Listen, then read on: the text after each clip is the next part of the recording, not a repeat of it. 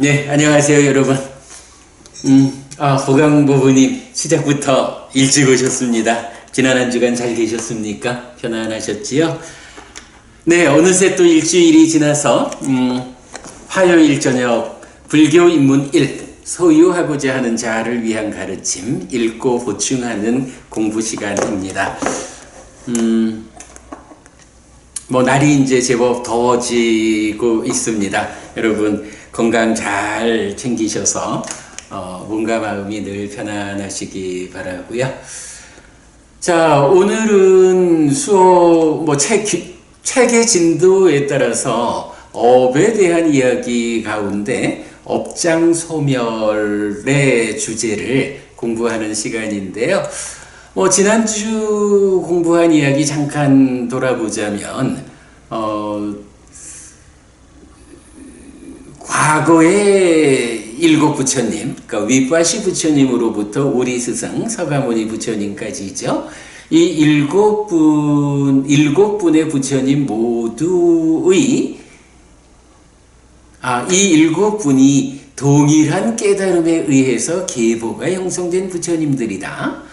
이 동일한 깨달음에 의한 계보를 꿰뚫어서 전승되는 가르침들이 있는데, 바로 그 전승의 중심에 사실이라는 측면에서 삼법인과 연기가 있다.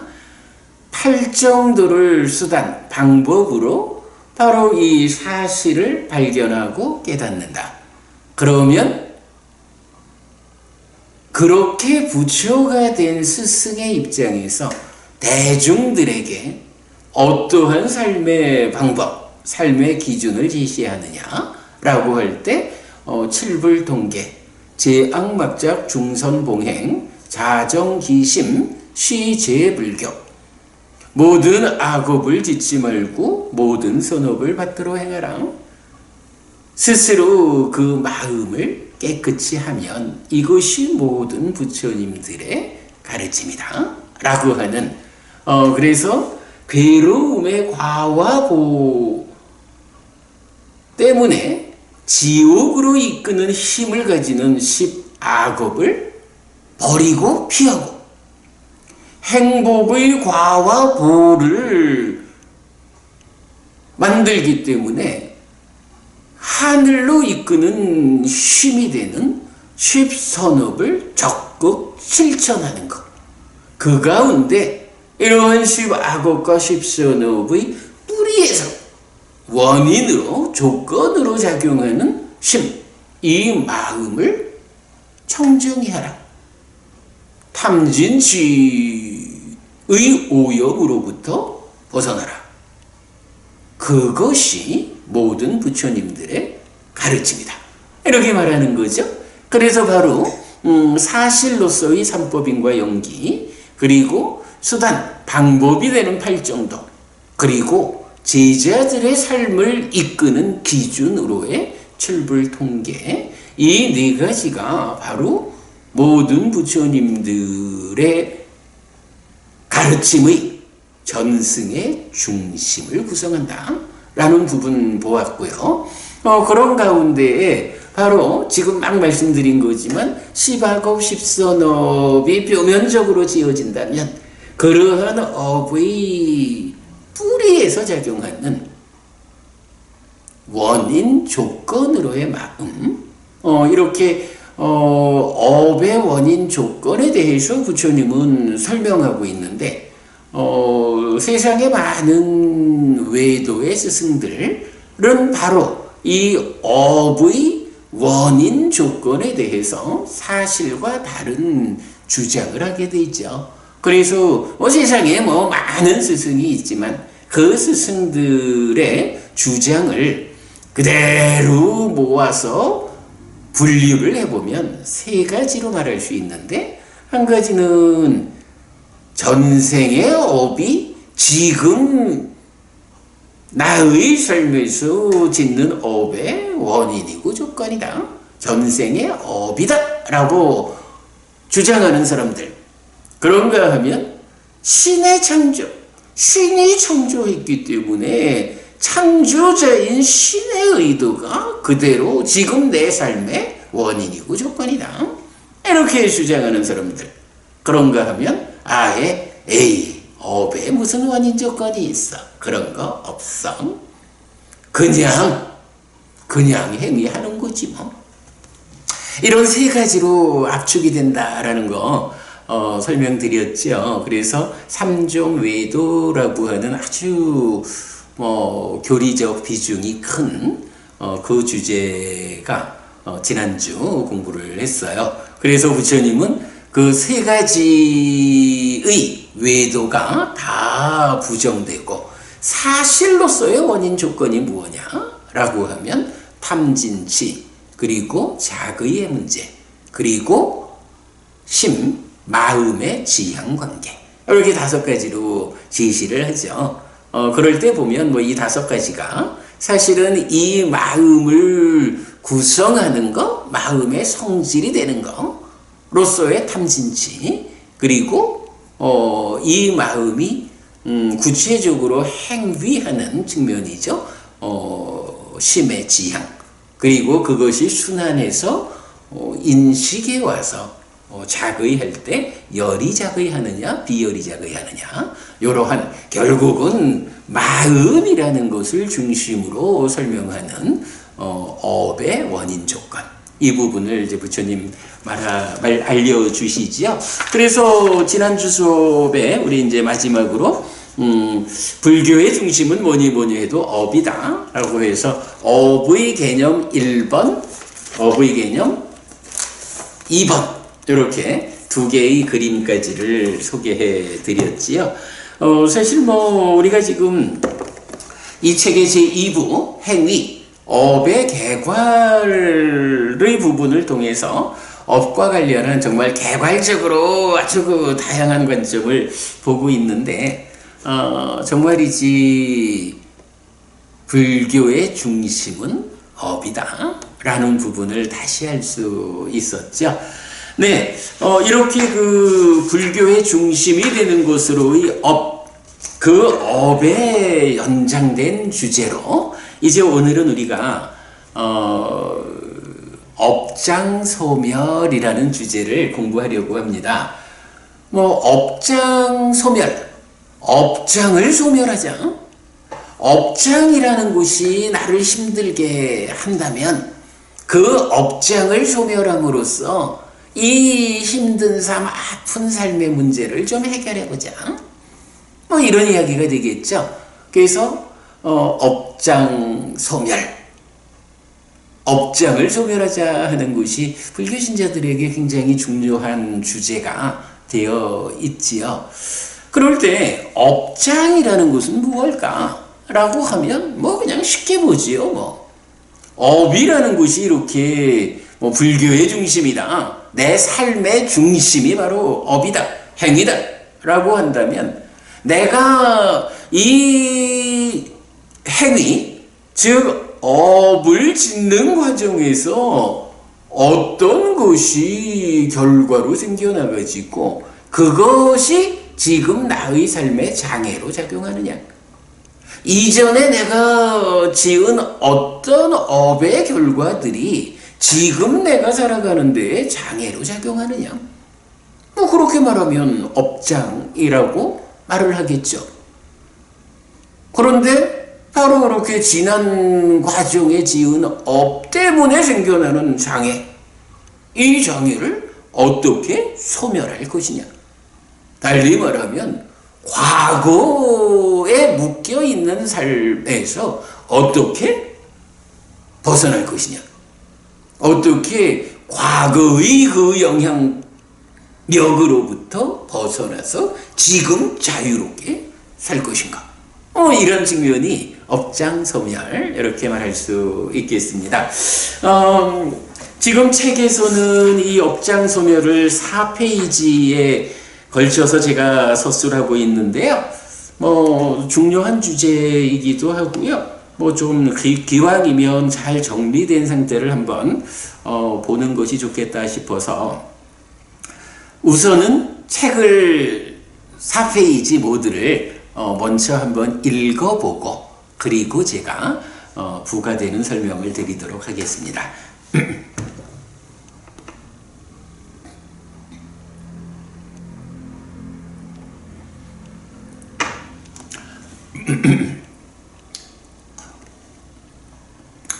(10) 11번 주제입니다. 안구따라니까야 셋의 모음의 101번 소금종지경, 과와 보, 그리고 업장소멸. 업에는 과와 보가 따르는 것이 세상의 이치입니다. 그런데 과와 보는 어떻게 다른 것입니까?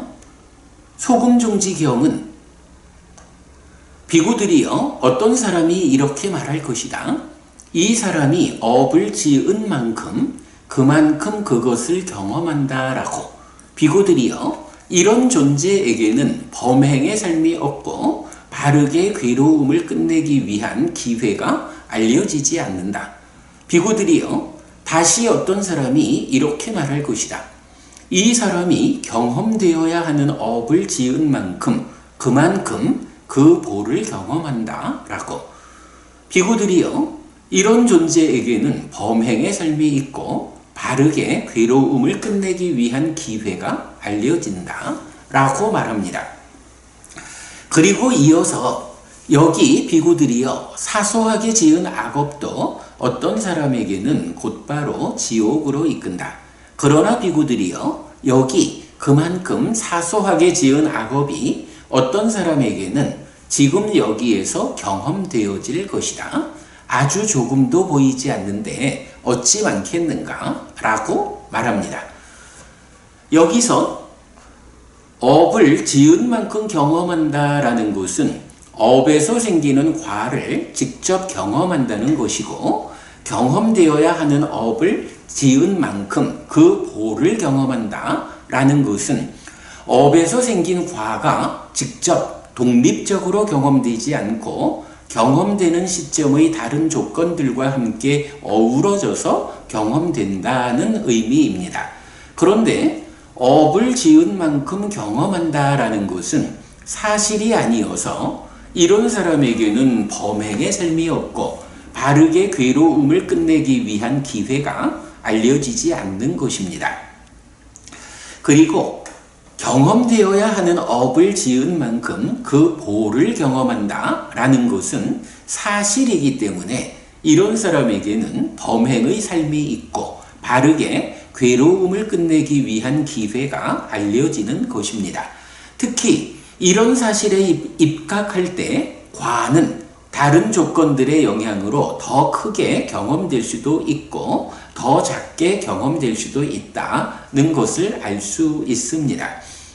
이런 점에서 업의 보와 어우러지는 다른 조건들도 주목되어야 하는데, 시와가 경이 알려주는 8가지 중 업보를 제외한 7가지입니다.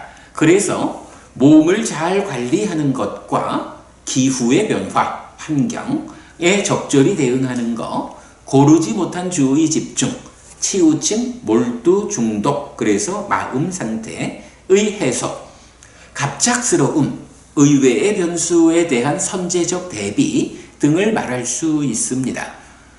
경은 이런 주제에 대해서도 답하는데, 사소하게 지은 악업에 의해서도 곧바로 지옥으로 이끌리는 사람을 설명합니다. 신, 몸과 계와 심, 마음과 해를 닦지 않아서 하찮고 작은 존재인 어떤 사람은 작은 것에 의해서도 괴롭게 머무는 자이고, 사소하게 지은 악업도 곧바로 지옥으로 이끈다. 또한 사소하게 지은 악업이 지금 여기에서 경험되는 사람도 설명합니다. 신과 계와 심과 해를 닦아서 하찮지 않고 큰 존재인 어떤 사람은 무량하게 머무는 자이고, 그만큼 사소하게 지은 악업은 지금 여기에서 경험되어질 것이다. 아주 조금도 보이지 않는데 어찌 많겠는가. 한편 이 경은 업장소멸이란 주제로 연결됩니다. 살면서 짓는 악업이 살아있는 동안 다 경험되어 다음 생으로 넘어갈 것이 없는 측면에서의 업장 소멸과 과거 업의 결과로 찾아오는 업장에 대해 힘있는 다른 조건들의 어우러짐에 의해 괴로움을 겪지 않을 수 있는 측면에서의 업장 소멸입니다.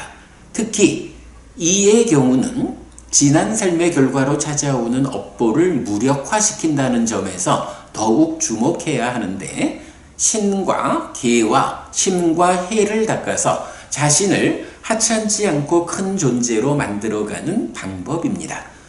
경은 세 가지 비유를 통해 이렇게 업장을 소멸하는 삶을 설명해 줍니다.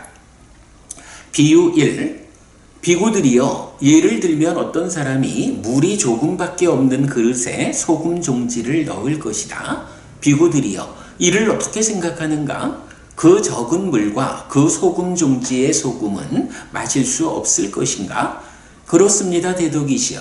그 원인은 무엇인가? 대덕이시여, 그 물그릇 안에 물은 조금밖에 없습니다. 그런 소금 종지가 담긴 그 물은 마실 수 없습니다. 예를 들면 비구들이여, 어떤 사람이 강과 강에 소금 종지를 넣을 것이다. 비구들이여, 이를 어떻게 생각하는가? 그 강과 강과 그 소금 종지의 소금은 마실 수 없을 것인가? 아닙니다, 대덕이시여. 그 원인은 무엇인가? 대덕이시여, 그 강과 강에는 많은 물의 무더기가 있습니다. 그런 소금 종지가 담긴 그 물의 무더기는 마실 수 없지 않습니다. 비유 2. 여기 비구들이여, 어떤 사람은 동전 1개로도 구속되고 동전 1개로도 구속되고 동전 100개로도 구속된다. 여기 비구들이여, 어떤 사람은 동전 1개로도 구속되지 않고 동전 1개로도 구속되지 않고 동전 100개로도 구속되지 않는다. 비구들이여, 어떤 사람이 동전 1개로도 구속되고 동전 1개로도 구속되고 동전 100개로도 구속되는가?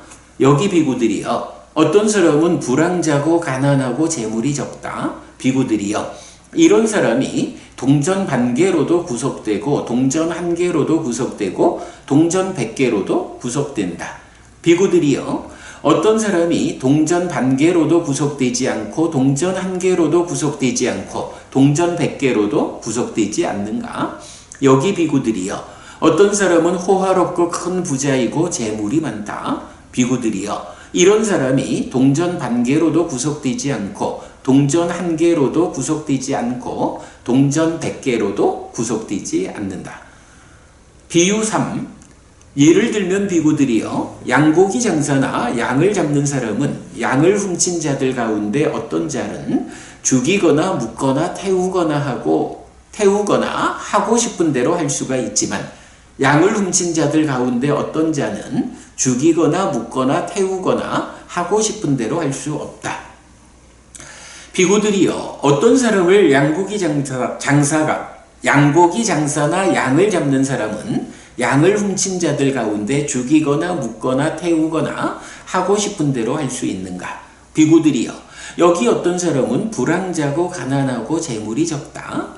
이런 사람을 비구들이여, 양고기 장사나 양을 잡는 사람은 양을 훔친 자들 가운데 죽이거나 묶거나 태우거나 하고 싶은 대로 할 수 있다.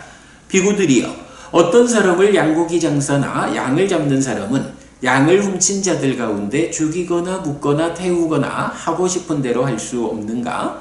여기 비구들이여, 어떤 사람은 호화롭고 큰 부자이고 재물이 많은 왕이거나 왕의 으뜸 신하이다. 비구들이여, 이런 사람을 양고기 장사나 양을 잡는 사람은 양을 훔친 자들 가운데 죽이거나 묶거나 태우거나 하고 싶은 대로 할 수 없다. 오히려 손을 맞잡고 그 사람에게 요청한다. 존자여, 저에게 양이나 양의 값을 주십시오라고. 이처럼 비구들이여, 그러한 사소하게 지은 악업도 여기 어떤 사람에게는 곧바로 지옥으로 이끈다. 그러나 비구들이여, 그러한 사소하게 지은 악업이 여기 어떤 사람에게는 지금 여기에서 경험되어질 것이다. 아주 조금도 보이지 않는데 어찌 많겠는가? 앞에서 보았듯이 앙구타라니까야 열애모음 217번 의도의 속함경 1과 218번 의도의 속함경 2 그리고 219번 업에서 생긴 몸경은 의도에 속한 업들을 짓고 쌓을 때 경험하지 않음에 의한 소멸을 나는 말하지 않는다. 그리고 그것은 지금 여기거나 걸어서 닿는 것이거나 그 후에 오는 생에서이다. 비구들이여, 그러나 나는 의도에 속한 업들을 짓고 쌓을 때 경험하지 않음에 의한 괴로움의 끝을 말하지 않는다 라고 알려줍니다. 의도에 속한 업들을 짓고 쌓을 때, 즉 번뇌의 영향을 받는 유위적 삶의 과정에서는 업의 결과로 생기는 과는 경험하지 않는 한 해소되지 않는다는 것입니다. 그렇다면 경험, 즉 보를 겪어야만 해소되는 것이기 때문에 지난 업의 장애, 즉 업장을 어떻게 최소한의 강도로 줄여서 겪을 것인가의 문제가 제기되는데 이것이 업장 소멸의 의미라고 해야 합니다. 또한 주목해야 할 점은 이런 문제들이 의도에 속한 업들을 짓고 쌓을 때의 문제, 즉 번뇌의 영향을 받는 유위적 삶의 과정의 문제이기 때문에 번뇌의 크기를 줄여가는 만큼 업장의 영향이 줄어들고 번뇌의 영향에서 완전히 벗어나면 아라한 과거의 업은 더 이상 장애로 작용하지 못한다는 점입니다.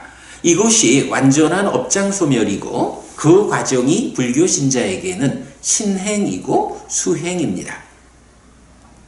별표했습니다. 삼종외도의 논파에서 볼 수 있듯이 권능 가진 자에 대한 기도의 힘으로 업장은 소멸하지 않습니다. 오직 유익을 가져오는 지금 삶의 조건들을 강하게 제공함으로써 업장을 압도할 때 업장은 경험, 즉 보의 측면에서 소멸하는 것입니다. 많지 않은 것 같아서 다 읽어보고 가자 했는데 생각보다 시간이 많이 걸리네요. 네, 어쨌든 소금정지경을 중심으로 과와보 그리고 업장 소멸과 관련해서 적은 글을 소개해 드렸고요.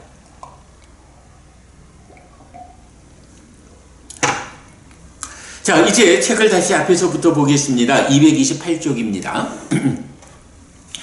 자, 업에는 과와 보가 따르는 것이 세상의 이치다 라는 거는 우리가 수도 없이 여러분 반복하는 거지요.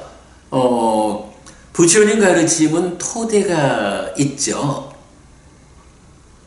부처님은 업을 설하는 자, 결실이 있음을 설하는 자라고 말하기 때문에 부처님 가르침은 업과 결실이 있음, 그리고 하나 더 노력이라고 하는 세 가지 토대 위에 있죠. 이런 업과 결실이 있음, 그리고 노력이라는 이 토대 위에서 신행의 출발은, 근본은 뭐니 해도 바른 견해를 가지는 것이다. 그럴 때 바른 견해의 가장 원초적 형태를 또한 경은 설명해 주는데, 첫째, 저세상은 있다. 둘째, 화생하는 중생은 있다. 셋째, 업에는 과와 보가 따른다 라는 거지요. 사실은 업의 결실이 있다 라고 말하는 이 가르침의 토대가 표현을 달리하면 업에는 과와 보가 따른다 라고 하는 것과 같은 맥락이 되죠. 이래서 우리가 업에는 과와 보가 따르는 것이 세상의 이치다 라고 하는 것은 불교 안에서는 누구도 아니다 할 수 없는 부처님 가르침의 중심에 있죠. 자, 그런데 이럴 때 과와 보라고 말하는데 보통은 우리가 과보 이런 식으로 표현을 많이 합니다만은 과와 보라고 말을 하자면 이 두 가지가 무언가 다른 거겠죠. 어떤 구별되는 의미를 가질 것이다. 이렇게 봐야 하는데, 사실은 우리가 이제 지난 수업들에서 계속 그 공부를 했어요. 먼저 그 칠불 통계를 공부할 때는, 과도보도 괴로움인 건 무엇이 있을까? 또한 과도보도 행복인 것은 무엇이 있을까? 라는 부분도 공부했고요. 또 그 앞에서는 사실은 여기 이제 우리 그 교재 171페이지에서 우리가 공부한 한번 이 부분을 소개해 드렸는데요. 업에는 과보가 따른다라는 이 원초적 바른 견해를 설명할 때에 요렇게 제가 표현한 적이 있었어요. 171쪽입니다. 업은 행위, 업 즉 행위는 과 즉 결실과 보 즉 실제적 경험을 초래한다는 사실의 선언입니다. 라고 했는데 바로 이렇게 말하는 거죠. 과와 보라는 것이 다른 것이야. 그러니까 팔라라는 과, 윗바까라는 보. 팔라와 윗바까라고 하는 전혀 다른 두 가지 단어를 통해서 경은 업에는 팔라라는 과, 결실과 윗바까라고 하는 보, 실제적 경험이 뒤따른다 라고 구분해서 말해주는 거거든요. 자, 아무튼 이 부분은 우리가 잘 이해를 해야 됩니다. 업에는 과와 보가 따르는 것이 세상의 이치다 라고 말을 하는데, 그렇다면 사람들은 과보 이렇게 하나의 개념으로 말을 하기도 하지만 사실은 경이 알려주는 바는 과라는 것과 보라는 것은 다른 것이다. 그래서 팔라라는 말로 과를 말하고 윗바까라는 말로 보를 말한다. 그때의 팔라, 과는 무엇이냐? 결실이다. 어떤 행위를 하면 그 행위에 결과가 생겨난다. 농사를 지으면 농사의 결과로 곡물이 생겨난다. 이렇게 말하는 게 팔라, 과, 결실이거든요. 그런가 하면 농사를 지어서 이렇게 곡물이 생겨나면 이 곡물을 어떻게 관리하고 활용하느냐에 따라서 그 곡물에 의해서 내가 어떤 행복을 경험할 수 있느냐, 아니면 그것이 잘못 만들어진 것이어서 그것 때문에 내가 얼마나 괴로움을 겪어야 하느냐. 결실로 생겨났다라는 거하고 생겨난 것을 내가 삶의 과정에서 구체적으로 실제적으로 경험하는 거, 요거를 윗바까, 보, 실제적 경험 이렇게 말하는 거거든요. 하여간 계속 이제 그 얘기가 나올 건데, 어쨌든 이렇게 과와 보는 다른 것이다. 과는 행위의 결과로 생겨나는 것이다. 보는 생겨난 결과가 내 삶의 과정에 얼마만한 영향력을 가지고 작용해가지고 나한테 구체적으로 어떤 크기로 경험되느냐. 예를 들어서 악업을 지었더니 그 악업의 결과로 100이라는 크기의 괴로움이 생겨났다. 사는 과정에 100이라는 크기로 생겨난 이 괴로움이 나한테 경험되는데 생겨난 그대로 100의 크기로 경험되느냐?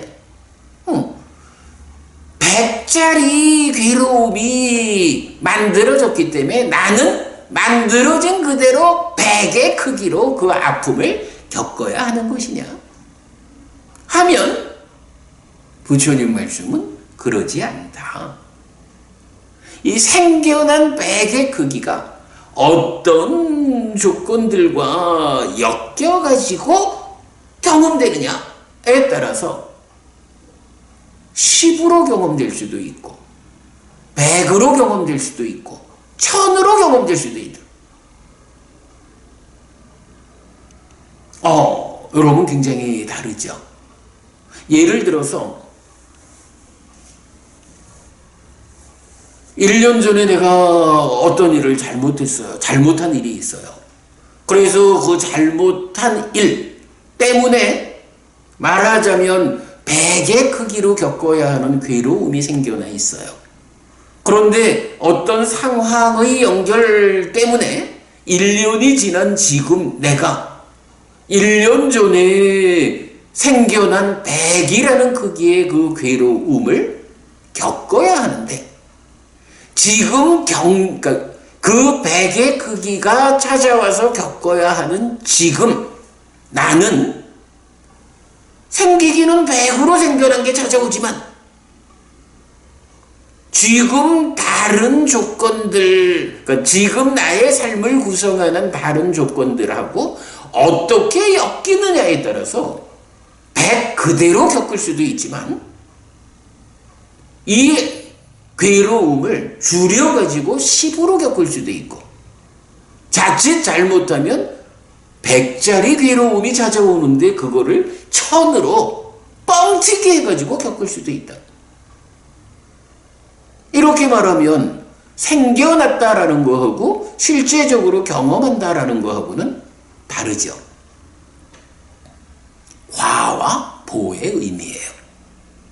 여기서 우리가 주목해야 되는 게 괴로움이, 그러니까 1년 전에 어떤 잘못된 일을 해가지고 말하자면 100의 크기의 괴로운 결과가 생겨났어.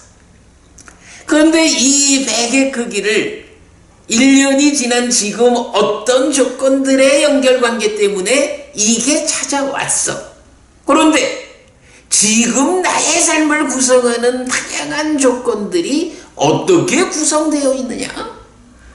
그 구성 위에 1년 전에 만들어진 100의 괴로움이 찾아왔느냐? 요런 만남에 따라서 100짜리를 100 그대로 겪을 수도 있고, 그러니까 100만큼 내가 아파할 수도 있고, 아니면 그게 줄어들어가지고 찾아오기는 100짜리가 찾아오는데 나는 그것을 10의 크기로밖에는 안 겪어. 100의 아픔이 찾아왔지만은 나는 10만큼만 아파하면 돼. 좋잖아요. 그런데 이게 또 자칫 잘못되면 100짜리가 찾아왔는데 나는 1000만큼 아파해야 하는 이런 일도 있다는 거죠. 물론 역의 경우도 있어요. 이거 잘 봐야 돼요. 아주 재밌는 일입니다. 1년 전에 제가 아주 좋은 일을 했어요. 공덕의 행위를 했어요. 그래가지고 그 공덕의 행위로 100의 크기의 행복이 결과로 생겨났어. 그런데 1년의 세월이 지나가지고 어떤 조건들의 결합관계 때문에 1년 전에 생겨난 100의 행복이 지금 찾아온 거예요. 그런데 이 100짜리 행복을 역시 지금 나의 삶을 구성하는 다양한 조건들 위에 100짜리 행복이 찾아오다 보니까 지금 내 삶의 형편이 어떻느냐에 따라서 나는 100의 행복이 찾아온 것을 100 그대로 100만큼 기뻐할 수도 있어요. 그러나 이거 지금 내가 뭘 좀 잘못하고 있으면 찾아오기는 100짜리가 찾아왔는데 그 행복을 나는 10으로 줄여가지고 100이라 되는 커다란 행복이 찾아왔구만. 나는 그거를 10만큼 줄여가지고 조금 행복한 듯 만 듯 이렇게 기뻐하고 넘어간다면 좀 손해보는 장사죠. 근데 그럴 수도 있다는 거예요. 그런가 하면 지금 나의 삶이 어떻느냐에 따라가지고 찾아 찾아오기는 백짜리가 찾아왔는데 지금 나는 이거를 거꾸로 뻥튀기를 해가지고 천만큼의 크기로, 천의 크기로 이만큼 행복을 누릴 수 있다. 이런 이야기거든요. 어쨌든 뭐 과두보두 다 고하락, 괴로울 것이냐 행복할 것이냐 이 두 가지 측면이잖아요. 그럴 때 1년 전이라고 이제 예를 들었지만 하여간 과거에 내가 어떤 행위, 어떤 업을 지어가지고 그 업의 결과로 생겨난 괴로움이든 행복이든이 있어요. 근데 이것이 생겨나 있다가 지금 나의 삶의 어떠한 조건들에 의해서 과거에 만들어진 그 결과가 끌려와서 찾아와서 잠깐만요.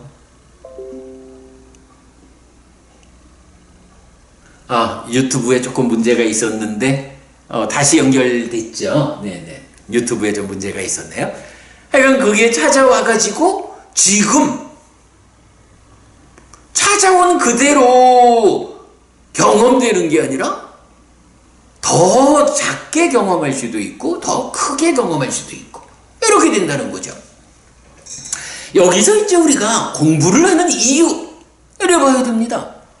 자, 1년 전이 됐든 어쨌든 과거의 어떤 행위를 통해서 결과가 생겨났다. 이거는 이미 지나간 일이기 때문에 내가 그거를 어떻게 되돌릴 수가 없지요. 삶은 과거로 되돌아가서 되돌릴 수는 없잖아요. 그러니까 생겨난 그대로 괴로움이라면 겪어야 하고 행복이라면 누려야 하는 이런 경험의 문제가 있는데 이제 우리가 부처님 공부를 잘 해서 삶에 대한 바른 시각을 가지고 향상을 위한 노력을 하자라고 한다면 이제 우리 삶은 이렇게 되겠죠. 과거를 되돌릴 수는 없지만 이 과거에 생겨난 결과가 지금 나에게 찾아왔을 때 내가 괴로움이 만들어진 거는 100짜리가 찾아와도 줄여가지고 10으로 겪거나 아니면 1로 겪거나 아주 작은 크기로 겪을 수 있도록 지금을 살자. 과거에 만들어 놓은 행복이 지금 조건에 의해서 찾아왔다라고 한다면 찾아오기는 100으로 찾아왔다라고 해도 이거를 뻥튀기를 해가지고 1000으로 이 행복을 누리자 라는 이런 경험을 할 수 있게 지금을 살자. 여러분 이게 부처님 가르침을 배워가지고 삶을 형성하는 방향인 거죠. 배우지 못한 사람은 어떻게 되느냐 하면 과거에 잘못해서 100의 괴로움이 생겨난 거를 지금을 잘못 살아가지고 지금 배우지 못해서 삶을 보는 시각이 없어가지고 노력이 없어가지고 과거에도 잘못해서 100짜리 괴로움을 만들어 놓고는 이게 찾아왔는데 지금 잘못 사는 것 때문에 1000으로 뻥튀기를 해가지고 겪어야 하는 과거에 좀 잘 산 과정이 있어가지고 100의 행복을 만들었는데 이게 찾아왔음에도 불구하고 지금 잘못 살아가지고 이거를 줄여가지고 10으로밖에 그 행복을 경험하지 못하는 이런 삶을 사는 사람들이 있죠. 이런 사람들을 뭐라고 해요? 배우지 못한 사람이라고 하는 거고요.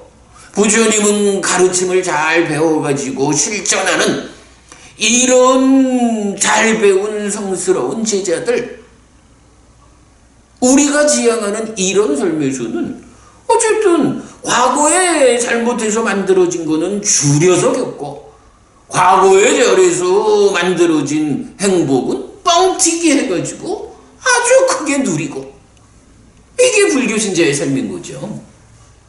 이게 바로 과와 보라는 개념인 거예요. 그리고 오늘 공부하자라는 업장소멸, 이건 뭔가요? 뭐 행복의 경우는 조금 일단 우리가 미뤄라도 되죠. 그러나 과거에 지어놓은 악업 때문에 생겨난 괴로움이 있다 라고 하면 어쨌든 우리가 두 눈을 부릅뜨고 나서서 해야 할 일은 뭔가요?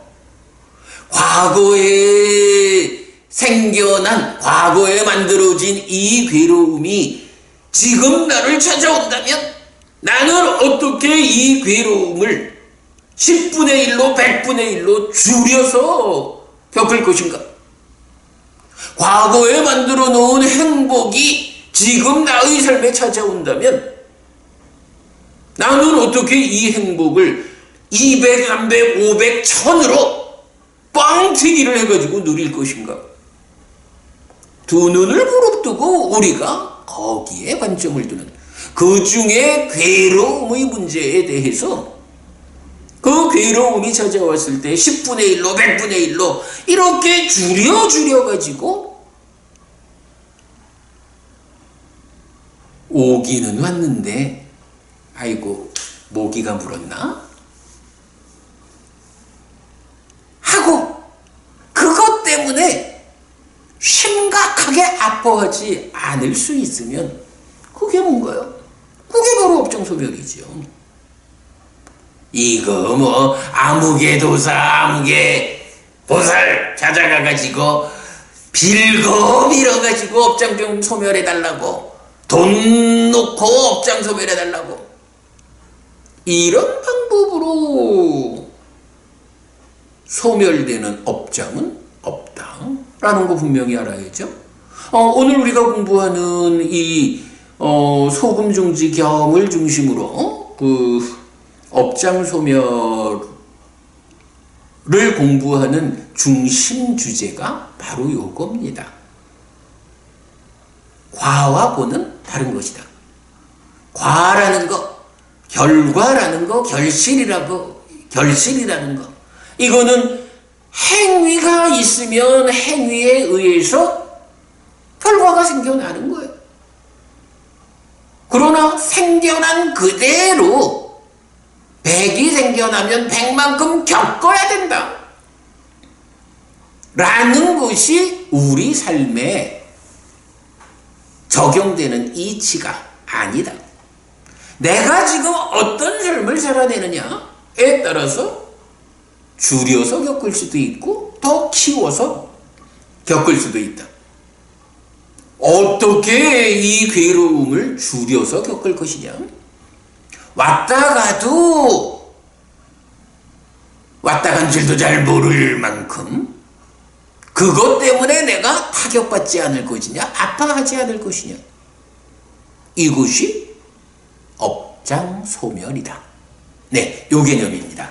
자, 그 개념을 놓고 뭐 책을 이제 우리가 시작하면서 읽어봤으니까요. 쭉 좀 책을 보면서 필요한 이야기 보충하도록 하겠습니다. 자, 소금정지경은 이렇게 말한다는 거지요. 어떤 사람이 업을 지은 만큼 그만큼 그것을 경험한다 라고 말한다면 이런 존재에게는 범행의 삶이 없고 바르게 괴로움을 끝내기 위한 기회가 알려지지 않는다. 이게 무슨 얘기예요? 세상의 이치가 그렇지 않거든요. 지금 이 사람은 업을 지었어요. 그래서 이 업의 결과로 100이 생겨났어요. 그런데 그만큼 그것을 경험한다. 100이 생겨나면 무조건 100만큼 아파해야 하는 겁니다. 이렇게 주장하는 사람이 있다는 거죠. 그런데 부처님 말씀이에요. 이런 존재에게는 범행의 삶이 없다. 여기서 범행은 뭐죠? 향상하는 삶. 갈수록 괴로움은 줄어들고 행복은 늘어나는 삶.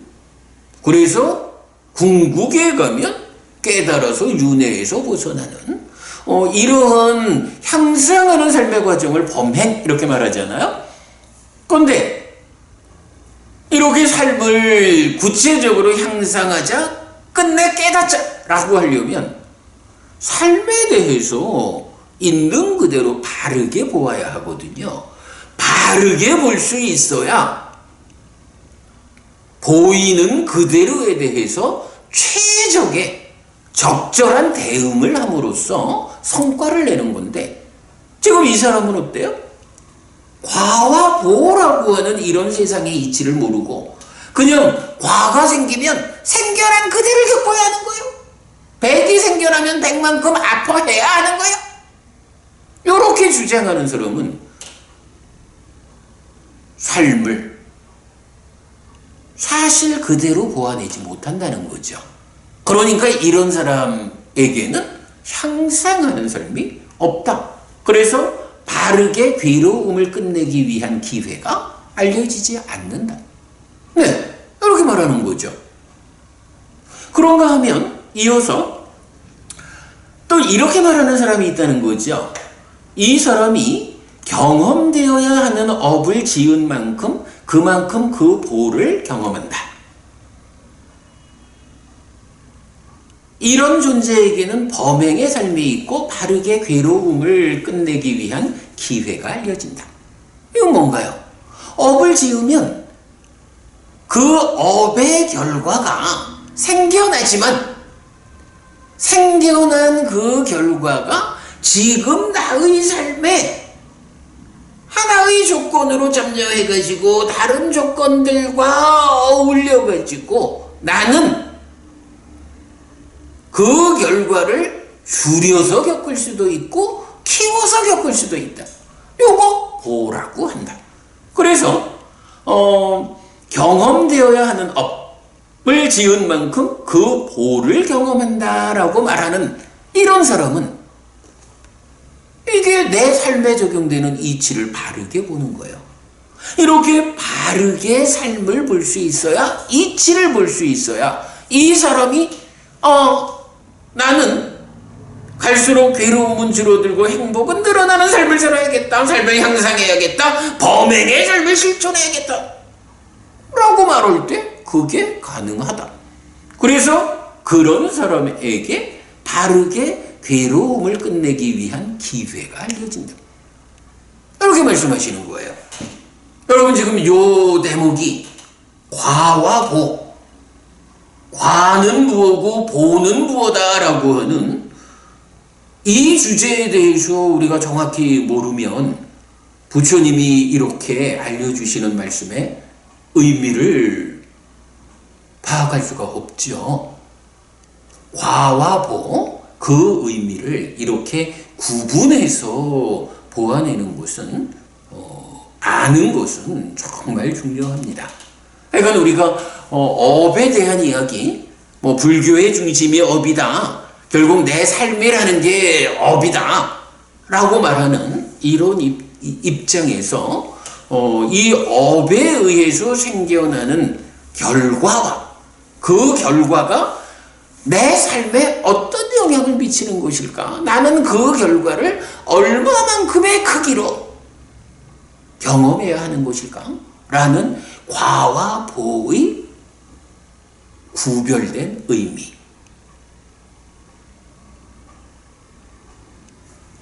지난주에 우리가 업이라는 것을 놓고 그 업의 뿌리가 되는 원인 조건에서 삼정외도라고 하는 사실 아니게 업의 원인 조건을 말하는 주장을 보고 부처님은 업의 원인 조건을 어떻게 설명하는가 보았죠. 이제 오늘은 뭐예요? 이 업의 뿌리에 해당하는 원인 조건 지난주에 보았으니까 이제 오늘은 이 업의 열매에 해당하는 과, 그 열매를 따먹어가지고 내가 얼마만큼 괴로울 것인가 행복할 것인가 라는 과와 보, 업의 결과에 해당하는 부분을 이렇게 보고 있는 거죠. 예. 자, 경은 이제 다시 이어가지고 이런 표현을 해요. 사소하게 지은 악업도 어떤 사람에게는 곧바로 지옥으로 이끈다. 그러나 그렇게 사소하게 지은 악업이 어떤 사람에게는 지금 여기에서 경험될 것이다.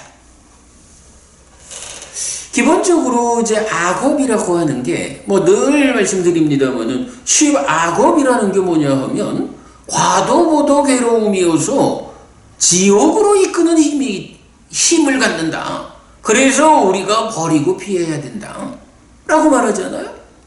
실선업이라는 게 무엇냐? 과도보도 행복이어서 우리가 적극 실천해야 한다. 하늘로 이끄는 힘이 있다. 이렇게 말하는 거죠. 자, 그런데 그 가운데 사소하게 지은 악업도 어떤 사람에게는 곧바로 지옥으로 이끈다. 이 얘기가 뭔가요? 일단 얼마나 강력하게 크게 업을 지었느냐, 이 문제 이전에 악업이라고 하는 것은 바로 과도보도 괴로움이어서 지옥으로 이끄는 힘이 있다. 이 부분이잖아요. 그런데요, 어떤 사람은 악업을 지었어요. 그런데 그 악업이 뭐 사소한 악업 이랬으니까 예를 들어서 살인을 했다든가 전쟁을 일으켰다든가 어떤 정말로 많은 생명을 해치는 커다란 악업이 아니라 해도 삶의 과정에서 어찌 보면 좀 사소하다라고 말할 수 있는 좀 작은 강도의 악업을 지었다 해도 어쨌든 악업이라는 자체는 과도보도 괴로움이어서 지옥으로 이끄는 힘이 있는 거죠. 그런데 만약에 내가 아이고 내가 이전에 이렇게 악업을 지었구나. 그래서 내가 그 악업의 영향력 때문에 지옥으로 이끌릴 수 있구나 라고 보아낼 수 있는 사람은 어이구 내가 이거 그냥 내비두면 지옥 가겠네. 대비를 해야겠다. 대응을 해야겠다. 이래 할 수가 있죠. 그런데 어떤 사람은 그렇게 자기 삶에 대해서 바르게 보고 대응하지 않는 사람도 있잖아요. 그냥 앞에 사소한 악업이 있었다. 그랬나? 상관없이 지금도 여전히 그러한 악업을 지어가고 삶을 향상으로 이끌지 않는 사람들은 크고 작고를 떠나서 이 악업 자체가 가지는 특성이 뭐냐? 지옥으로 이끄는 거거든. 지옥으로 이끄는 힘이 있거든. 그러니까 거기에 적절하게 대응하지 않으면 이 사람은 죽은 다음에 지옥 가는 거예요. 그러나 똑같은 사소한 악업을 지었다 해도 지금 말씀드렸듯이 아이고 큰일 나겠다. 내가 그래도 살아있는 동안 어떻게든 대응을 해가지고 지옥으로 이끄는 힘보다 하늘로 이끄는 힘을 더 강하게 해가지고 지옥을 모면해야겠다. 최소한 인간으로는 태어나야지 내가 라고 삶에 대해서 냉정하게 그 변곡점을 볼 수 있으면 이제 무언가 내 할 일을 하겠죠. 뭐 쉽게 보면 내가 나쁜 짓을 좀 했어 하면 어찌해야 하나요? 우리가 정상적인 사람이라면 크든 작든 내가 나쁜 짓을 했다. 10악업 중에 어떤 거, 5계를 어기는 어떤 거, 뭐 이렇게 크든 작든 악업을 지었으면 이리 해야지요. 내가 잘못했구나. 앞으로 다시는 이런 일을 하지 않아야겠다. 여러분 뭐라 하나요? 반성이라고도 말하고 참회라고도 말하죠. 내가 악업을 지은 게 있으면 우선 나서서 내가 참회해야지요. 내가 정말로 이런 잘못된 행위를 했구나. 참 악업을 지었구나. 이 악업이 괴로움의 과화보를 만들기 때문에 지옥으로 이끄는 힘이 있다. 내가 나 스스로를 여기서 되돌리지 않으면 지옥 갈 거요. 나는 지옥 갈 순 없다. 반성한다. 참회한다. 앞으로는 이러지 않으리라. 라고 삶을 바꿔야죠. 반성해야죠. 참회해야죠. 만약 그것이 어떤 대상이 있어서 대상을 상대로 나쁜 짓이 있었다라고 하면 어찌 해야 되나요? 찾아가서 사과해야죠. 상대방이 화가 나서 받아주지 않으면 무릎 꿇고 손 붙잡고 매달려서라도 미안합니다. 제가 어리석어서 이렇게 잘못했는데 정말로 내가 진심으로 당신에게 사과합니다. 저의 사과를 받아주십시오. 하고 용서를 빌어야죠. 그래서 상대방이 진정으로 사과하는 나의 공감해서 나의 사과를 받아주면 그래, 내 그때 참 속상하고 화도 많이 나고 그랬는데 당신이 그래도 이렇게 진심으로 사과하니 내가 당신의 사과를 받아줄게. 앞으로는 그러지 마. 그래, 내가 마음 풀을게. 이래가지고 내가 지은 악업에 의해서 생겨나는 그 결실이 이런 반성하자, 참회하자, 사과하자, 용서를 빌자 이런 방법에 의해서 해소되어야죠. 그래야 그 악업에 의해서 생겨난 괴로움이 나에게 경험될 때 10분의 1로, 100분의 1로, 1000분의 1로 줄어 작아져서 경험됨으로 내가 그 업의 장애에서 벗어나죠. 그럴 때 살아서 다 경험하고 마는 거지 그게 나를 죽은 다음에 지옥으로 이끌지 않게 된다. 이런 이야기가 되는 거죠. 좀 더 심하게 말하면 경우에 따라서는 반성하고 참회하고 사과하고 용서를 빌고 그래도 안 되면, 그래도 해결될 수 없으면 경찰서에 찾아가 가지고 자수해야지요. 내가 이렇게 아무개에게 피해를 미친 일이 있습니다. 내가 자수하니 나를 벌 주십시오. 라고 재판을 받아서 벌을 받든, 그래가지고 잘못한 행위, 그 악업에 의해서 생겨난 결과를 살아서 내가 겪어야죠. 그러나 이렇게 우리가 그 악업을 해소해야 하는 이 당위성에 의해서 대응해서 겪으면 이 겪는 크기는 그야말로 100분의 1, 1000분의 1로 줄여서 겪는 방법이 된다고요. 그러나 이것이 이렇게 살아있는 동안에 그 문제를 대응해서 해소하지 않고 죽으면 나를 지옥으로 이끄는 힘으로 작용한다. 라는 부분 우리가 놓치지 않아야죠. 경은 바로 그 부분을 그렇게 말해주고 있는 거죠. 사소하게 지은 악업이 있다. 그러나 어떻게 대응하느냐에 따라서 어떤 사람은 살아서 그 악업에서 생겨난 괴로움의 결실을 다 해소하기 때문에 죽어서 지옥 가는 일을 모면한다. 그러나 어떤 사람은 해소하지 못하고 죽음과 달게 작은 악업이라 해도 그것 때문에 지옥 갈 수 있다라는 이런 부분이죠. 가장 중요한 개념입니다. 놓치지 않아야 하고요. 자, 책에서는 이제 이 부분을 다시 좀 설명하고 있어요.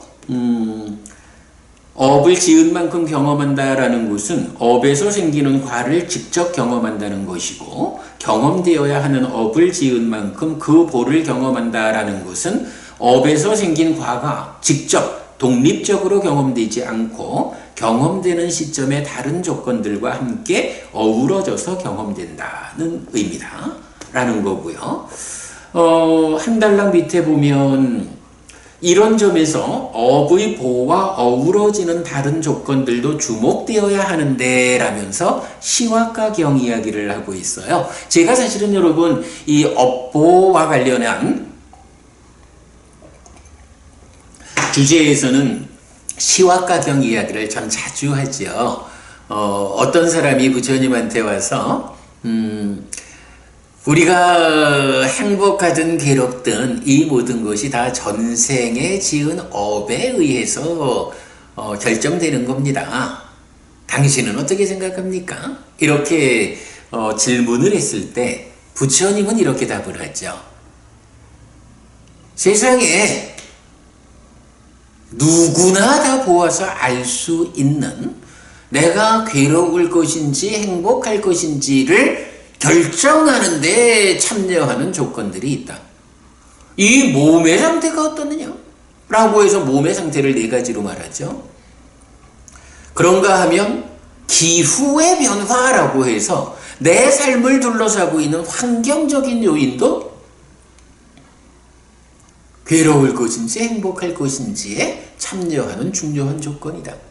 그런가 하면 내가 마음을 어떻게 쓰느냐? 내 마음씀이라고 하는 이 부분, 주의 집중이라고 나오죠. 환경적인 문제만큼이나 내가 어떻게 마음을 쓰면서 살아가느냐? 라는 이것도 괴로울지 행복할지를 결정하는 중요한 조건이다. 그런가 하면 중생이 그 중에 이 몸뚱아리로서 살아가는 중생이라는 입장에서는 중생으로 살아간다라는 자체가 가지는 한계 때문에 내가 미처 상상하지 못한, 미리 대비하지 못하는 갑작스러운 의외의 변수들이 삶에서 작용한다. 이거 여러분 뭐 더 설명하지 않아도 뜻밖의 생겨나는 일들이 많잖아요. 내가 인간으로 태어나지 않고 선업을 많이 지어서 하늘에 태어났다. 하늘에 태어난 그 신으로의 삶에서도 교통사고를 당해서 죽을 거고 건물이 무너져서 죽을 거고 이런 일 없잖아요. 인간으로의 삶의 제한 가운데에서 닥쳐오는 갑작스러움, 의외의 변수라는 게 있거든요. 몸 네 가지에다가 몸 네 가지, 환경, 마음씀, 의외의 변수, 이렇게 7가지를 말하고 마지막 8번째로 전생의 업보, 이렇게 말을 한다고요. 그러니까 전생의 업이 찾아와서 보러 참여하는 이것이 지금 내 삶, 지금 내 몸의 상태가 어떠냐, 지금 내가 살아가는 환경의 요인이 어떻느냐, 내가 지금 마음을 어떻게 쓰고 있느냐, 또 인간으로의 이 삶의 과정이 어떻게 전개되어 가면서 나에게 갑작스러운 의외의 변수가 작용하느냐, 이런 7가지에 더해가지고 8번째로 전생의 업보라고 하는 이 업의 문제가 참여를 하는 거거든요. 여기서 우리가 잘 알아야 됩니다. 우리가 이건 업장소멸이라는 이 주제에서 가장 중요한 개념이 이렇게 업보, 전생이 되었든 뭐 이건 과거가 일반적인 과거라고 말을 하든 과거에 지은 업의 결과가 지금 삶에 참여해가지고 나에게 장애로 작용하는 거, 괴로움을 유발하는 거, 이 부분과 관해서는 명확하게 알아야 합니다. 분명히 전생의 업보가 지금 내 삶에 하나의 변수로 영향력을 가지고 참여합니다. 그러나 이것이 다는 아닙니다. 시와가경이 알려주는 바를 그냥 산술적으로만 말하자면 꼭 그렇게 이제 가중을 말할 수는 없겠지만 그냥 우리가 보자면 8분의 1이에요. 전생의 업이 지금 내 삶에 작용하는 그 영향력이 8분의 1. 그러면 여러분, 전생에 내가 어떻게 살았다라는 이것이 지금 내가 괴로울 것이냐 행복할 것이냐를 결정하는데 주된 요인이 될까요? 아니면 지금 내가 어떠한 삶을 사느냐, 몸을 어떻게 관리하고 어떤 환경적 요건 위에서 어떻게 내 마음을 제어해가면서 거기에 인간이 가지는 한계 때문에 닥쳐오는 의외의 변수까지도 감안한 이런 지금 나는 어떻게 살고 있는가 라는 것이 지금 내가 괴로울 것이냐 행복할 것이냐를 결정하는 주된 변수가 될 것인가. 이거 뭐도 말 것도 없죠. 과거의 보라고 하는 것이 우리 삶에 작용 안 하는 건 아니에요. 분명히 작용은 하고 있어요. 그러나 내가 지금을 어떻게 사느냐에 따라서 방금 보았지만 어떤 사람에게는 사소하게 지은 악업이 그대로 주된 원인이 되어가지고 죽은 뒤에 지옥으로 이끄는 사람도 있어요.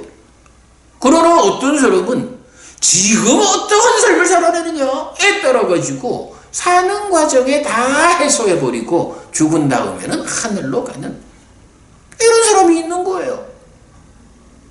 내가 7대 1의 비중을 가지고 현재와 과거가 있어요. 내가 현재를 어떻게 사느냐, 얼마나 초라한 삶을 사느냐에 따라가지고 7대 1, 8분의 1밖에 안 되는 과거의 힘이 나를 괴로움으로 이끄느냐, 아니면 지금 나의 삶이 무량해가지고 가진 7대 1, 8분의 1밖에 안 되는 과거의 영향력쯤은 뭐 왔다 갔어? 아이고 모기가 물었나?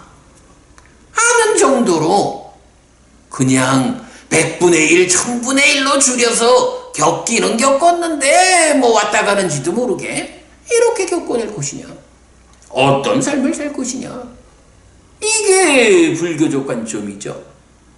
당연히 불교 신자들은, 부처님 제자들은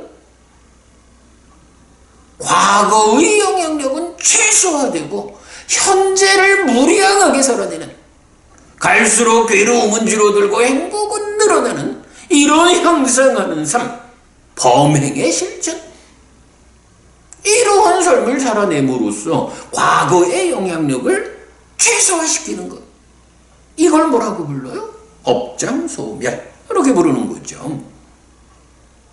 그 개념을 보는 것이 가장 중요합니다. 자, 계속 좀 보면 경은 이런 주제에 대해서도 답하는데, 사소하게 지은 악업에 의해서도 곧바로 지옥으로 이끌리는 사람 누구냐 하니, 그러니까 몸과 계와 마음과 지혜를 닦지 않아서 하찮고 작은 존재. 그러니까 살아가면서 몸도 닦지 않고 마음도 닦지 않고 오개도 지킬 줄 모르고 부처님 가르침을 배워서 지혜로워지는, 이런 것도 할 줄 모르는, 그냥 이렇게 사라지는 사람은 과거에 지은 악업 그 영향력에서 벗어나지 못하고 그것 때문에 괴로워하다가 지옥 가는 거예요.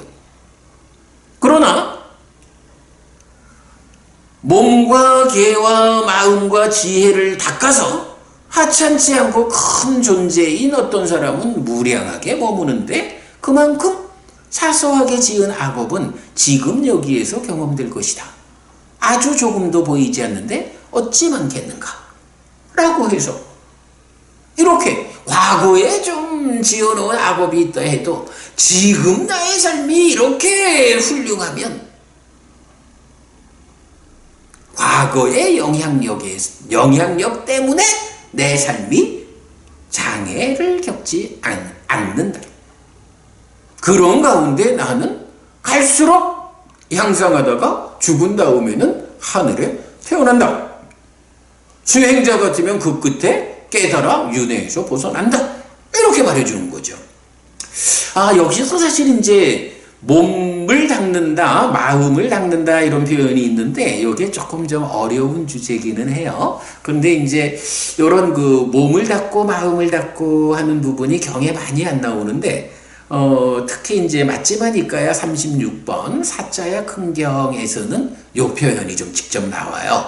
그런데 이제 굉장히 좀 이해하기 어렵게 되어 있지만 그 의미를 살펴보면 마음을 닦는다라고 하는 것은 괴로움이 닥쳐왔을 때, 그죠? 악업을 지으면 괴로움 결과가 생겨나서 그 괴로움을 겪어야 하잖아요. 괴로움이 나한테 닥쳐왔을 때 대응하는 능력을 갖추는 거, 이게 마음을 닦는 거, 이렇게 표현이 되고요. 그런가 하면 즐거움이 닥쳐왔어요. 즐거움이 닥쳐왔을 때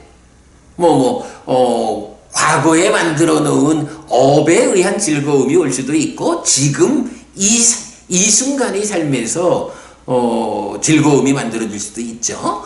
이렇게 즐거움이 지금 나에게 닥쳐왔을 때 대응하는 능력을 갖추는 것이 몸을 닦는다. 이렇게 표현을 해요. 이게 이제 우리가 괴로움이 닥쳐왔을 때 대응하지 못한다 라고 하면 사실은 그것 때문에 요즘은 극단적 선택 이렇게 표현을 하지만 죽는 사람도 많고 닥쳐온 그 괴로움을 감당하지 못해가지고 더 나빠지는 사람도 많잖아요. 그래서 우리가 이 마음을 잘 닦아야 한다. 괴로움이 내 삶에 닥쳐올 때 그 괴로움에 대한 대응 능력을 길러야 한다. 이렇게 이제 표현되는 거고요. 그런가 하면 이게 여러분 생각해 보면 즐거움이 닥쳐왔을 때도요. 그 즐거움에 빠져가지고 우와 좋아라고 하고 있다가 역작용을 맞는 경우도 많잖아요. 즐거움이 닥쳐왔을 때도 이 즐거움 때문에 내가 마음을 놓쳐가지고 그 즐거움에 빠져가지고 허둥 아이고 좋아라 하다가 오히려 괴로움을 만드는 경우도 많거든요. 그래서 즐거움이 닥쳐왔을 때도 내 마음이 평온을 유지하고 적절히 그 즐거움에 대응해서 즐거움을 잘 누리는 가운데도 삶을 망치지 않는 이런 대응 능력을 갖추는 거, 이게 이제 몸을 닦는 거, 이런 개념으로 맞지마니까야 36번 사자야 큰경에서 설명이 되고 있어요. 근데 이제 자세한 이야기는 우리가 더 좀 뒤에 보기로 하고요. 어쨌든 이제 중요한 개념은 이거죠.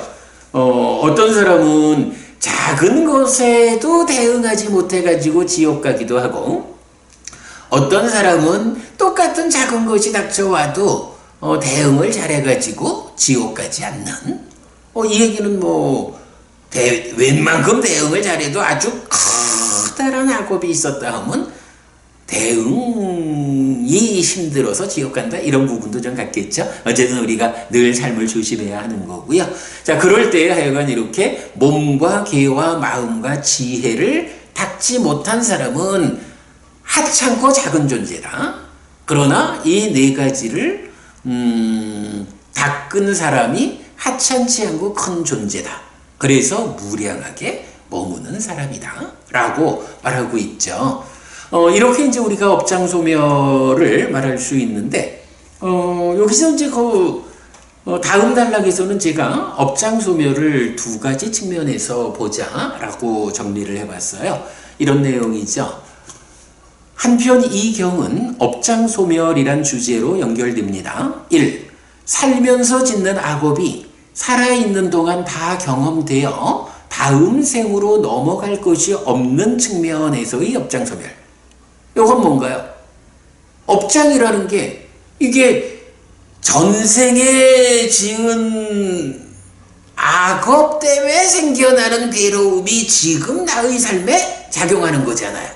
그런데 내가 이렇게 몸을 닫고 개를 닫고 마음을 닫고 지혜를 닫는 이런 현명한 무량한 삶을 살아내서 지금 내가 어떻게 사소한 악업이 좀 지어졌다 해도 그거를 이렇게 무량한 삶을 살아가는 가운데 살아있는 동안에 다 해소돼 버리는 거예요.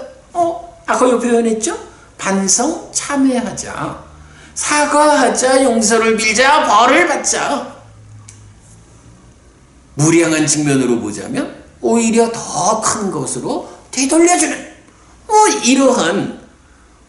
이러한 삶을 통해서 악업에 의한 업의 장애가 살아있는 동안에 다 해소되고 다음 생으로 넘어갈 게 없어. 그러면 어때요? 다음 생의 입장에서는 다음 생의 전생인 금생에 아무것도 다음 생으로 넘겨줄 게 없어, 악업을. 그러면 다음 생의 나는 업장이 없는 삶을 살게 되죠. 다음 생의 나의 입장에서 업장 소멸을 지금 해주고 있는 거죠. 요런 측면이 하나 있고, 그런가 하면 이 과거업의 결과로 찾아오는 업장에 대해 힘있는 다른 조건들의 어우러짐에 의해 괴로움을 겪지 않을 수 있는 측면에서의 업장소멸입니다. 특히 이의 경우는 지난 삶의 결과로 찾아오는 업보를 무력화시킨다는 점에서 더욱 주목해야 하는데, 신과 계와 신과 해를 닦아서 자신을 하찮지 않고 큰 존재로 만들어가는 방법입니다 라고 했거든요. 이게 바로 뭔가요? 지금 시와 가경을 예를 들면서, 아니 과거의 영향력은 8분의 1밖에 안 되고 현재가 가지는 힘이 8분의 7대 1의 비율로 과거의 영향력이 적은 거예요. 그러니 내가 7의 비중을 갖는 현재에서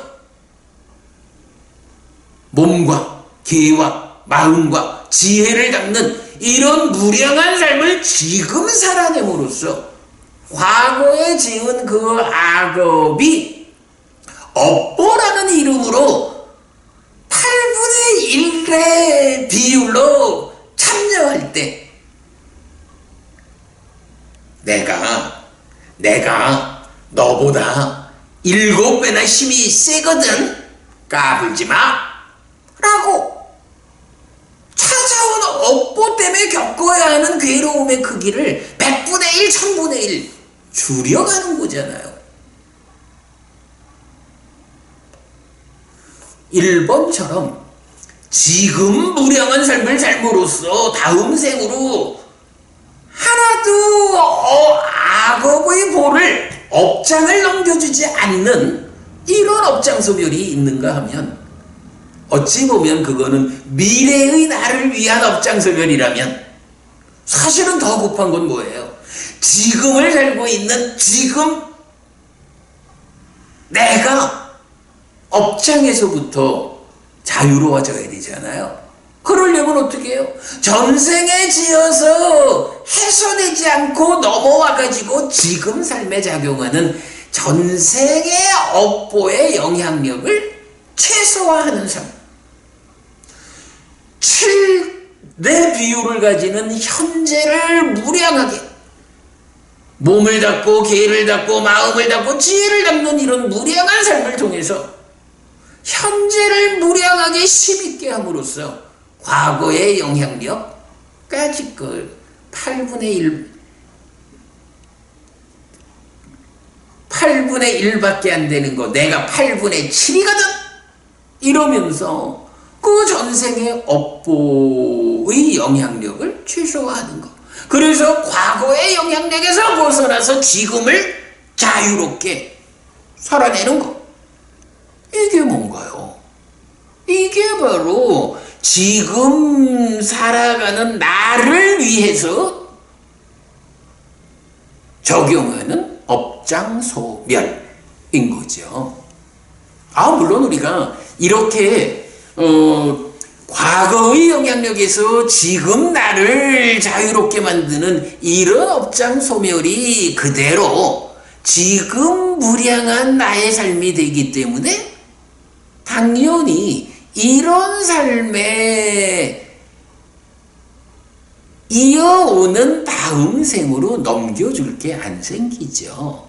그러니까 지금 과거의 영향력을 최소화하는 이런 업장소멸은 그대로 다음 생에서 내가, 그러니까 나의 다음 생에서 겪어야 하는 업장을 최소화하는 거, 제로로 만드는 그 방법이 또한 동시에 되는 거죠. 결국은 이렇게 두 가지 측면의 업장소멸을 놓고 각각을 위해서 따로 어떤 걸 하는 게 아니라 해야 되는 것은 한 가지예요. 지금 나의 삶을 무량하게 하자. 지금 내가 몸을 닦고 개를 닦고 마음을 닦고 지혜를 닦는 부처님 가르침을 배워 알고 실천하는 이런 삶을 살아내는 거.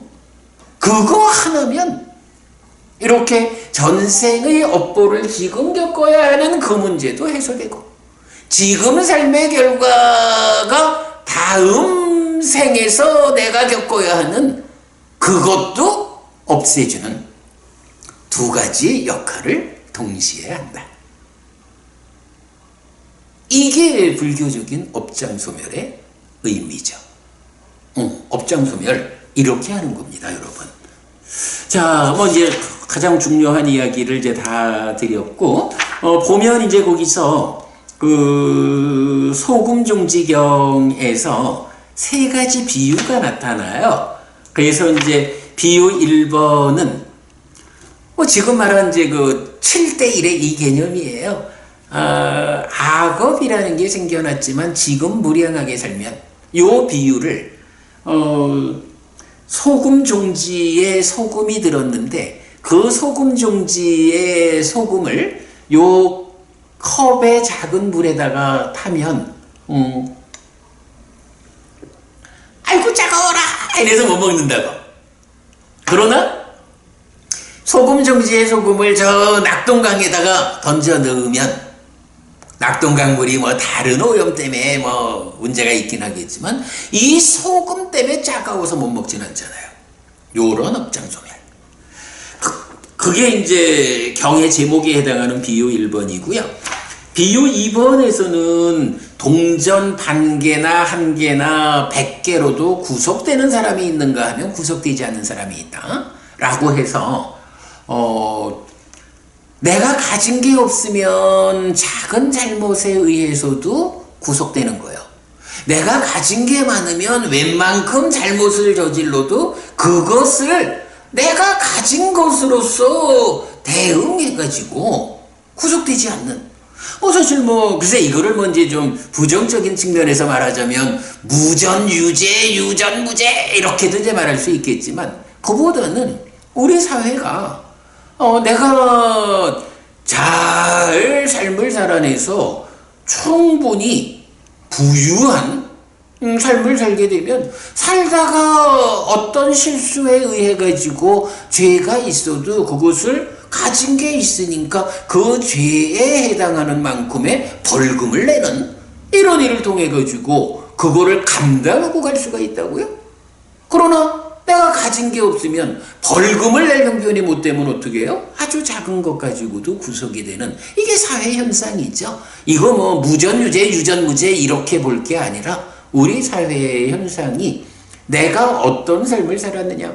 잘 준비된 삶을 사는 사람이 삶의 어떤 문제에 대응하는 능력이 있다. 잘 살아내지 못한 사람이 동일한 어떤 삶의 문제에 대응하는 능력을 갖지 못한다. 이런 측면에서 우리가 봐야 하고, 요 측면에서는 근데 이제 한 가지 꼭 봐야 되는 거는, 우리가 이제 이 책의 뒷부분에 가면 나와요. 뒷부분에 가면 531쪽 인데 보면은 이제 7가지 재산이라는 교리가 있거든요. 7가지 재산이라는 것이 이제 뭐냐 하면 7가지 성스러운 재산, 믿음의 재산, 계의 재산, 희리의 재산, 옷다빠의 재산, 배움의 재산, 보시의 재산, 지혜의 재산이 있다 라고 해서 이러한 재산은 뭐 물질적인 재산이 아니에요. 내 삶의 질을 어떻게 하느냐. 사실은 앞에서 말한 몸을 닦고 계를 닦고 마음을 닦고 지혜를 닦는 이렇게 무량한 삶을 살아내면 거기서 생겨나는 삶의 재산이 있다는 거예요. 그 삶의 재산이 무엇이냐? 믿음의 재산, 계의 재산, 희리의 재산, 옷다빠의 재산, 배움의 재산, 보시의 재산, 지혜의 재산. 여기 7가지인데요. 시간이 다 돼서 마무리를 해야겠네. 우리가 이제 이 책의 뒷부분에 가서 보면 불교 신자에게 가장 중요한 덕목이 앞에서도 공부했어요. 3기의로 불교 신자가 되면 불교 신자는 어떤 덕목을 갖는가? 라고 할 때 사실은 믿음과 계와 보시와 지혜라고 하는 요 4가지를 불교 신자들한테 가장 중요한 덕목으로 제시를 해요. 그런가 하면 그 중간에 배움. 우리가 지금도 배우는 일을 하잖아요. 그래서 믿음과 계와 배움과 보시와 지혜라는 5가지는 하늘로 이끄는 힘이 된다 라고 또 좀 확장된 의미가 부여되거든요. 그러면 이렇게 가장 중요한 덕목에 배움이 주가 돼서 하늘로 이끌리는 요런 5가지에다가 이제 희리와 옷다빠라는 2가지가 더해지면 자책의 두려움, 타책의 두려움 요거죠. 요런 2가지가 더해져서 7가지는 이게 그야말로 내 삶의 재산이다 이거예요. 세간적 입장으로 보면 돈을 많이 벌어가지고 살다가 어떤 문제가 좀 생겨났을 때 그 문제를 내가 벌금을 내는 일로 해소할 수 있어. 뭐 이렇게 할 수 있다면 이런 세간적인 물질적인 삶보다 좀 더 우리가 정말로 행복을 지향하는 향상하는 삶의 개념 이 측면에서 보자면 살다 보면 다양한 어려움이 만나지죠. 괴로움이 있죠. 그 괴로움들에 대해서 내가 잘 대응해가지고 그 괴로움을 최소화하기 위한 재산이 필요하다. 이거 돈만 갖고 되는 거 아니잖아요. 살면서. 그때 바로 이런 삶의 문제에 대응하는 힘이라는 개념으로의 재산이 7가지가 있다. 믿음과 계와 희리와 옷다빠와 배움과 보시와 지혜라는 요렇게 이제 그 7가지 재산이라는 관점에서 비유로 말하는 동전 1개, 1개, 100개 가지고 어떤 사람은 구속이 되고 어떤 사람은 구속이 안 돼. 우리가 부처님 가르침을 바르게 배워서 공부하는 일을 통해서 이런 7가지 재산을 잘 갖추면 살다가 어떤 크기의 문제들이 닥쳐와도 내가 흔들리지 않고 그것 때문에 커다란 괴로움을 겪지 않을 수가 있어. 그러나 내 삶에서 이런 7가지 재산을 미리 준비해 놓지 못하면 살다가 마주치는 아주 작은 어떤 문제에서도 나는 크게 흔들려가지고 아파해야 되거든. 요런 부분. 예, 그렇게 이해하는 게 중요하고요. 비유 3번 또 이제 비슷하게 나타나고요. 자, 시간이 다 됐군요. 이제 사실은 이제 231쪽 마지막에서 이제 이런 표현이 있어요. 지금 이제 제가 쭉 설명드리는 이런 그 업에 따르는 과와 보. 그래서, 괴로움의 과와 보가 있고 행복의 과와 보가 있다. 어떻게 우리가 괴로운 과는 줄여서 보로 겪고 행복한 과는 뻥튀기해서 큰 보로 누릴 것인가? 이것이 불교적인 신행이고 업장소멸이고 이렇다라고 하겠지만 사실은 이 업장소멸에서 우리가 놓치지 않아야 하는 것이 지금 우리가 말하는 이런 업에 따르는 과와 보, 괴로울 것인가 행복할 것인가, 이것은 모두 번뇌의 영향 위에 있는 중생의 삶에 제한된 설명인 거예요. 부처님은 그렇게 말씀하시는 거죠. 경이 의도에 속한 업들을 짓고 쌓을 때, 이런 표현을 한다고요.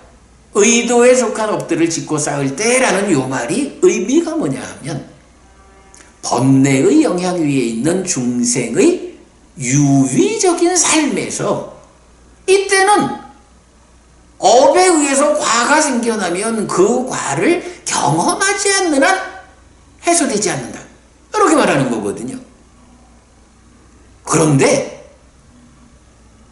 바로 요 제한, 번뇌의 영향 위에 있는 중생의 삶에서 이러하다라는 부분은 놓치지 않아야 돼요. 이게 번뇌의 영향 위에 있는 중생에게 적용되는 법칙성이라면 우리가 내가 괴로움을 최소화하고 뭐 이런 다양한 거 다 좋지만 끝장을 내야겠어. 내가 이런 업의 과와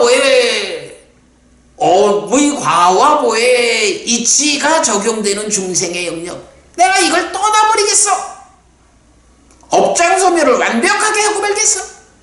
라고 하는 방법이 있는 거예요. 바로 업의 과와 보가 적용되는 그 번뇌의 영향을 받는 중생들의 유의적인 삶이라고 하는 이 하나의 영역에서 떠나버리면 되는 거예요. 어떻게 해요? 누진, 번뇌를 부숨으로써 번뇌 위에 있는 중생의 삶에서 번뇌가 부서져 버리면 중생의 삶의 영역에 속하지 않게 되거든요. 중생의 삶을 떠나버리는 거죠.